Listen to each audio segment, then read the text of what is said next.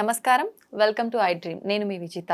ప్రస్తుతం మనతో పాటు ఉన్నారు ప్రముఖ ఆధ్యాత్మిక జ్యోతిష్య పండితులు డాక్టర్ గుండెపూడి శివసుధీర్ శర్మ గురువుగారు. ఇప్పుడు గురుగారితో మాట్లాడి మన సందేహాలన్నింటినీ నివృత్తి చేసుకుందాం. నమస్కారం గురుగారు. శ్రీమాత్రే నమః, శ్రీ గురుభ్యో నమః.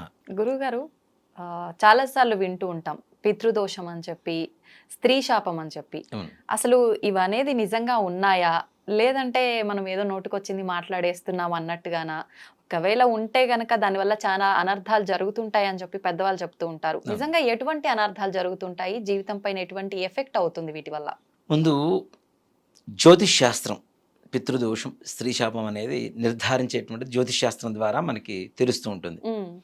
ఇప్పుడు ఒక జాతకం చూస్తూ ఉంటాం, వీటిల్లో కొన్ని నక్షత్రాలు, కొన్ని లగ్నాలు, అలానే గ్రహస్థితి ఏదైతే ఉంటుందో ఆ గ్రహస్థితి వీళ్ళకు ఉండేటువంటి దోషాన్ని సూచిస్తూ ఉంటుంది మనకి. వీళ్ళు ముఖ్యంగా పితృదోషం అనేటువంటి ఒక సబ్జెక్ట్కి వస్తే రాహువు, కేతువు, గురువు, ఈ 3 గ్రహాల వల్ల పితృదోషం అనేది వర్తిస్తూ ఉంటుంది తప్పనిసరిగా. అంటే అవి ఉండవలసినటువంటి స్థానాల్లో కాకుండా ఏ స్థానాలు అయితే ఉంటాయో అవి సూచించేటువంటి స్థానాలు కొన్ని ఉన్నాయి. ఏమిటి అంటే ముఖ్యంగా మేషరాశి, వృశ్చిక రాశి, కుజిక గ్రహానికి సంబంధించినటువంటి రాశులు. ఆ రాశుల్లో రాహు కానీ కేతు కానీ ఎవరైనా ఉంటే పితృదోషం తప్పనిసరిగా. అలాగే గురుడికి 3వ స్థానంలో రాహు కానీ, రాహుకి 3వ స్థానంలో గురువు కానీ, 5వ స్థానంలో గురువు కానీ, 7వ స్థానంలో గురువు కానీ ఉంటే పితృదోషం. అలాగే రాహువు గురువు కలిసి ఉన్నా, లేదా రాహువు కేతువు కలిసి ఉన్నా పితృదోషం ఉంటుంది. అలాగే గురుగ్రహానికి 12th ప్లేస్ అంటే ద్వాదశ స్థానంలో 12వ స్థానంలో రాహు ఉన్నా, కేతు ఉన్నా, లేదా రాహు కేతువులకి 12th ప్లేస్లో గురుగ్రహం ఉన్నా తప్పనిసరిగా పితృదోషం వస్తుంది.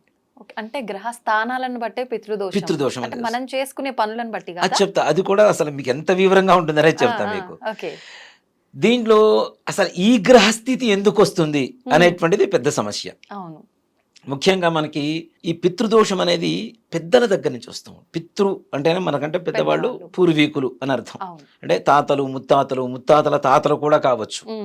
ఈ పితృదోషం అనే సబ్జెక్ట్ ఏంటంటే దాదాపుగా 14 జనరేషన్స్, 14 జనరేషన్స్ పాస్ అవుతూ ఉంటుంది.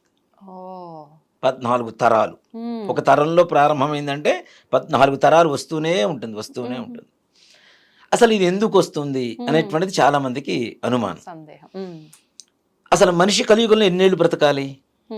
నిండా 100 ఏళ్ళు అని చెప్తూ ఉంటాం, అవునా? అందుకనే మంత్రం కూడా శతమానం భవతి శతాయుః పురుషः శతేంద్రియ ఆయుష్యేవేంద్రియే ప్రతిష్ఠతి అనే మంత్రం కూడా ఉంటుంది. కానీ జ్యోతిష్ శాస్త్ర ప్రకారం మనిషి 120 సంవత్సరాలు బ్రతకాలి అని చెప్పి సంఖ్య.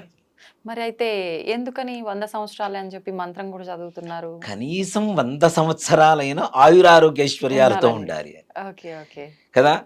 120 సంవత్సరాలు ఎలా వస్తుంది అనేటువంటిది ప్రతి ఒక్కరికి ఉండేటువంటి సమస్య. అసలు 100 ఏళ్లే కదా కలియుగంలో, నిండా 100 ఏళ్ళు అంటుంటారు. 120 సంవత్సరాలు ఎలా వస్తుంది అంటే రవి మహర్దశ 6 సంవత్సరాలు, చంద్ర మహర్దశ 10 సంవత్సరాలు, కుజ మహర్దశ 7 సంవత్సరాలు, బుధ మహర్దశ 17 సంవత్సరాలు, శుక్ర మహర్దశ 20 సంవత్సరాలు, గురు మహర్దశ 16 సంవత్సరాలు, శని మహర్దశ 19 సంవత్సరాలు, రాహు మహర్దశ 18 సంవత్సరాలు, కేతు మహర్దశ 7 సంవత్సరాలు, మొత్తం కలుపుకుంటే 120 సంవత్సరాలు ఉంటాయి. మొత్తం ఈ మహర్దశలు మొత్తం ఒక మనిషి జీవితంలో మొత్తం గడిచిపోవాలనే కదా జ్యోతిష్ శాస్త్రం ప్రకారం. కలుపుకుంటే మొత్తం 120 సంవత్సరాలు ఉంటాయి. దీంట్లో మనకి ముఖ్యంగా షష్ఠి పూర్తి ఎన్ని ఏళ్ళకి చేస్తాం మనం? 60 ఏళ్ళకి చేస్తాం కదా. షష్ఠి పూర్తి అంటే ఎలా? ఇప్పుడు సినిమాల్లో చూపించేటువంటి విధంగా దండలు మార్చుకోవడం, మంగళసూత్రాలు కట్టుకోవడం, కేకులు కట్ చేసుకోవడం, ఒకే కూల్ డ్రింక్ లో 2 స్ట్రాలు వేసుకొని తాగడం, అదేదో సరదా కోసం చేసుకునేటువంటి పండుగ కాదు. ఓ మాట చెప్పాలంటే షష్ఠి పూర్తిని సంస్కృతంలో ఉగ్రరథ శాంతి అని చెప్పి పిలుస్తారు. ఉగ్రరథ శాంతి ఎందుకు? మనిషికి కలియుగంలో 120 సంవత్సరాల ఆయుష్ ప్రమాణం ఉన్నప్పుడు దాంట్లో అర్ధాయుష్ వచ్చేసరికి 60 సంవత్సరాలు. 60 సంవత్సరాలకి మృత్యువు వీళ్ళని కబళించడానికి ఉగ్రరథం అనేటువంటి ఒక రథానికి వస్తాడు. అందుకనే ఉగ్రరథ శాంతి. దీంట్లో మంగళా స్నానం, మృత్తికా స్నానం, అలాగే సముద్ర స్నానం కానీ, నదీ స్నానం కానీ, తటాకం అంటే చెరువు స్నానం కానీ కనీసం చేసిన తర్వాత విఘ్నేశ్వర పూజ, పుణ్యాహవాచన, మండపారాధనలో కూడా 365 కలశాలు ఉంటాయి.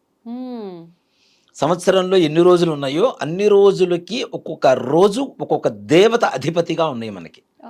దీంట్లో 12 మాసాలు వస్తాయి, 60 సంవత్సరాలు వస్తాయి, 27 నక్షత్రాలు వస్తాయి, 7 వారాలు వస్తాయి, 2 పక్షాలు వస్తాయి, 2 ఆయనాలు వస్తాయి, 6 ఋతువులు వస్తాయి, నవగ్రహాలు వస్తారు, అధిదేవత ప్రత్యధి దేవతలు వస్తారు, మృత్యుంజయుడు వస్తాడు, బ్రహ్మాది దేవతలు వస్తారు. ఇవన్నీ కలుపుకుంటే 365 కలశాలు ఆవాహన చేయాలి. దాంట్లో ప్రధానంగా మృత్యుంజయ ఆవాహనం చేసి దాంట్లో ఒక జల్లెడలాగా ఇత్తడిది పళ్ళెం ఉంటుంది, దానికి చిల్లులు ఉంటాయి, దాన్ని శతశ్చిద్రఘటం అంటారు, అంటే 100 చిల్లులు ఉంటాయి. ఈ మృత్యుంజయుణ్ణి ఆవాహనం చేసి ఆ నీళ్లు ఏవైతే ఉన్నాయో కలశంలో 3 రోజులు అందరితో అవబృత స్నానం చెప్పి నీళ్లు పోయిస్తారు. అవునా? మంత్రాలతో, శాంతి మంత్రాలతో అవబృత స్నానం చేయిస్తారు. అంటే మృత్యువుని ఆవాహనం చేసి, మృత్యుంజయుణ్ణి ఆవాహనం చేసి వీళ్ళకి ఆ నీళ్లతో స్నానం చేస్తూ ఉంటే మృత్యు దోషాలు పోతాయి. ఉగ్రరథ శాంతి, ఉగ్రరథం ఎక్కువచ్చినటువంటి మృత్యువుని శాంతింపజేయటం కదా. అది చేస్తే హిందూ ధర్మం ప్రకారం 10 ఏళ్ల ఆయుష్ పెరుగుతుంది అంటాడు. అప్పటికి ఎన్నేళ్ళు వస్తాయి? 60 ప్లస్ 70 ఏళ్ళకి మరలా భీమరథ శాంతి అని ఒకటి ఉంటుంది. మరలా ఇదే ప్రాసెస్ లో భీమరథ శాంతి అది చేస్తే మరలా 14 ఏళ్ళ ఆయుష్ పెరుగుతుంది అంటాడు. అప్పటికి 84 సంవత్సరాలు వస్తాయి. 84 సంవత్సరాలకి లెక్క పెట్టుకోండి. ఎవరికైనా పుట్టినప్పటి నుంచి 1000 పౌర్ణాలు 1000 అమావాస్యలు వెళ్ళిపోతాయి. 84 సంవత్సరాలు కరెక్ట్గా. దాన్ని 84వ సంవత్సరంలో చేసేటువంటి ఉత్సవాన్ని సహస్ర చంద్ర దర్శనం అంటారు. అంటే 1000 సార్లు పౌర్ణమి మనం చూస్తున్నాం కదా, సహస్ర చంద్ర దర్శనం అని చెప్పి ఇదే ప్రాసెస్ లో మరలా ఉత్సవం ఉంటుంది. అది చేస్తే 36 ఏళ్ళ ఆయుష్ పెరుగుతుంది అంటాడు. మొత్తం వెరసి 120 సంవత్సరాలు మొత్తం బ్రతకాల్సింది. దీన్ని ఒక సైంటిఫిక్ రీజన్ గా తీసుకుంటే 60 సంవత్సరాలకు అన్ని బాధ్యతలు అయిపోతాయి, పిల్లలు పెళ్ళిళ్ళు అయిపోతాయి, అందరూ అల్లుళ్ళు కోడళ్ళు ఇటు వాళ్ళు అటు వెళ్ళిపోతారు, ఉద్యోగాలు చేసుకుంటూ ఉంటారు, భార్యాభర్తలు మాత్రమే, ఇద్దరు మాత్రమే ఆ వయసులో ఒంటరిగా ఉంటూ ఉంటారు.